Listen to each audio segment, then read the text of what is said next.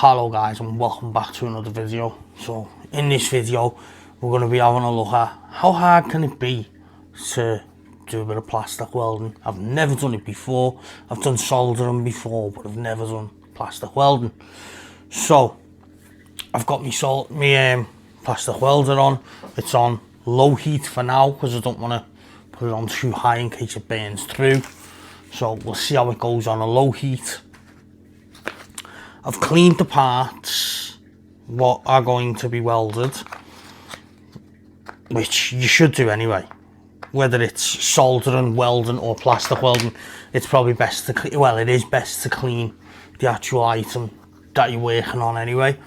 I haven't just cleaned it, I've gone over it with Scotch Brite, I've gone over it with some wire wool because I've got some spare paint left, so I'm going to throw a couple of coats of undercoat over it and then a couple of coats of black paint over it, just because I can. I've got spare paint, I don't need it, so that's why I've gone a little bit further and scuffed it all up and that.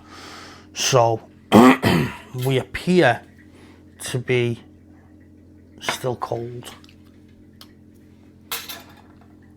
We will be back in a minute. I'm just going to move the camera so you can see the welding. Right, so here we go. We are heated up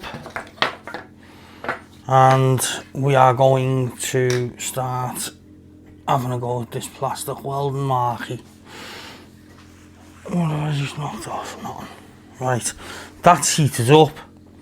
So let's get our aluminium foil and get that on the back, or whichever side you don't want to weld first, because I am going to do both sides.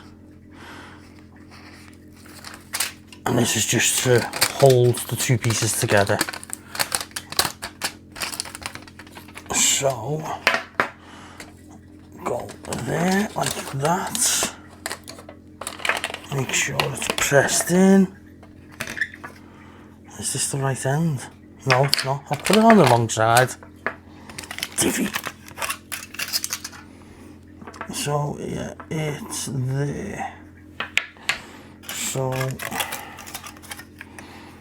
press it onto this side. Then we will line it up and press the tape on to the other side. There we go.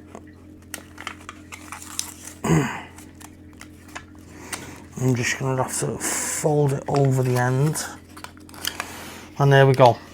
Now, to make sure I've got it perfect at the right angle, I've got the one from the other side. Now, obviously they're just reversed, so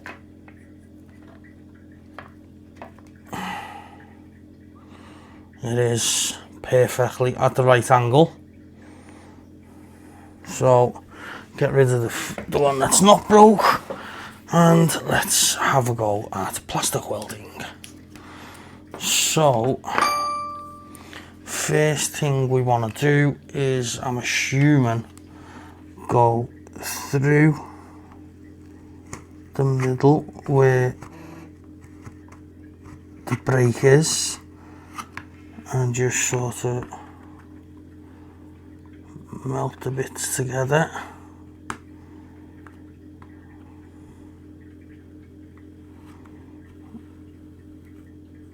See, and that was hot enough on the lower of the settings. Although, because this is all curved and it's a funny shape, it is a little bit awkward to get into it, but all I'm trying to do is get the plastic to melt to each other. Now, I am going to go over it now with the plastic welding rods, and let's see how we get on. I'll probably speed this up a little bit.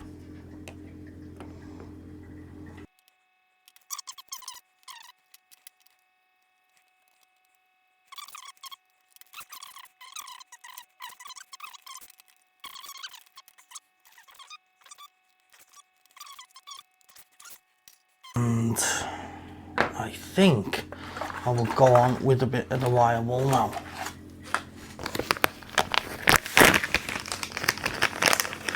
So these just all come vac packed, so they're tiny, but if you let them unravel, they are a fair size.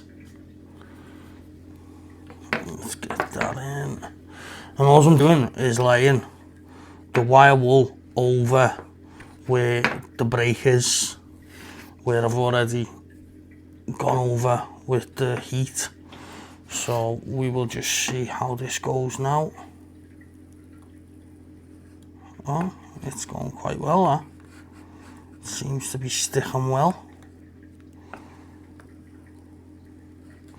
Now, another thing you can do is, I'm sure you've seen the ones where it's got like 2 prongs at the end and you weld like a staple in across the break.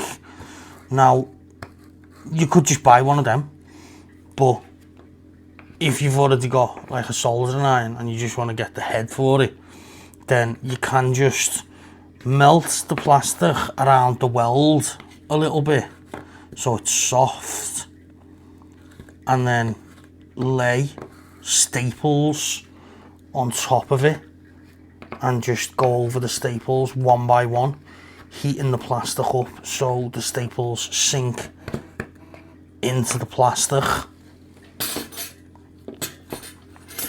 and that gives you a bit of strength. Now, I haven't got no staples, so I'm just gonna go with what I've got, see if it works. If it's strong enough, it's strong enough. If it's not, I'll go and get some staples. So I have melted a fair bit of the plastic rod onto the back of the brake, and I have got some wire wool down in there as well. So can we see that? Yeah, it's not the tidiest thing ever, but it's under the car, so does it really matter? I mean, if you're doing bits that aren't underneath or aren't hidden, then yeah, you're going to want to take more time and put a little bit more care into it. But like I say, this is underneath the car. It's going to get covered in mud. So as long as it's strong enough to hold and doesn't break when we start doing a little bit of off-roading again, this year, maybe next, then I'm happy with that. See now, that I've only done one side, and it's not fairly strong, do you know what I mean? But it could be worse. It's not falling apart after I've took the sellotape off, the foil tape. So now we will go and do the front. Again, I'll speed this up when I'm not chatting waffles. And we'll see how it goes. And I do apologise, I did record taking the bumper off, the back bumper off the Range Rover, but I'd forgot about it for a couple of weeks, and then when I eventually got round to trying to edit the video, it had all corrupted. I don't know why, I don't know how, it just had. So that is why there was no video of how to take the bumper off. I mean, it's fairly easy. All you've got to do is take your rear passenger light out. On mine, I had to take both passenger lights out actually, because I didn't want to start forcing the bumper from underneath the light. So take both your lights out, and then take your tread plate off your back bumper, pop a few little plastic rivets off that. There's a couple of bolts, wheel arches, the bottom corners of the bumper, under your tow bar. Just make sure you get all the screws out. In fact, you know what? Forget I said that, because once the car's finished, the back bumper's going to have to come off again anyway, because I have no towing loom. So as that's not a major job, what I mean by major, I mean I'm not in a mega rush to get it done, that can wait until after the car is sorted and it's past its MOT and it's had a service, which I will be doing, because it's fairly simple doing a service as long as you've got the right tools and a little bit of knowledge. And well, it's a Range Rover, so you need loads of fucking patience. So I think I've left that too thick there. Oh, I don't want to burn my finger. Right, so yeah, so as long as you've got patience, a little bit of mechanical nous, and the correct tools, then you should be good. It's not particularly difficult, but it is what it is. I'm going to shut up now and I'll just speed all this up.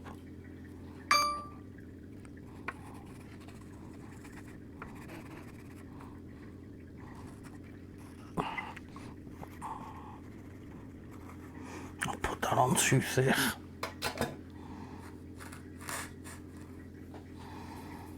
I just put that on a bit thick there, so I've took half of it off.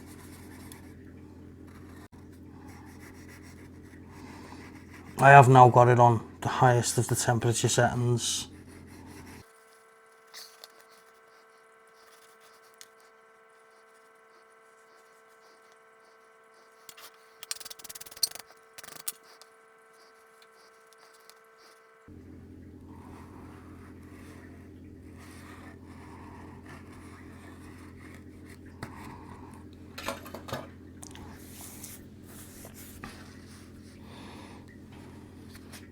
Wow, that's way stronger already.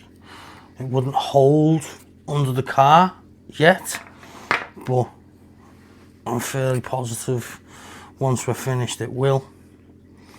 So we will come back and see what it's like when I'm finished. So it turns out less than £15 plastic welder is dog shit, because that has been waiting to heat up for over 10 minutes now and it's not even warm. So I mean, it's burnt the elements out after what, maybe 6 or 7 minutes of welding. Yeah, I said 6, 7. So I do need a plastic welder, so I think I'll just send it back, get a refund, and maybe buy a slightly more expensive one. That's what they say, innit? You buy cheap, you buy twice. So I mean, it's done that bit strong enough. That's strong enough to go back under the car. It just hasn't got no wire mesh on it or nothing, so we'll just have to see how that goes. I might just have to, until the bumper comes off again, I might just cable tie the park sensors into the fittings a bit. Because all it is the fittings where you slide them in from the back of the bumper. They've been stretched. So if I get a couple of my small cable ties and just throw them down, pull them tight, should hold them in place. But yeah, still not even warm. So do not buy a £14.49 plastic welder stroke soldering iron. They are dog shit. I'll see you in a bit.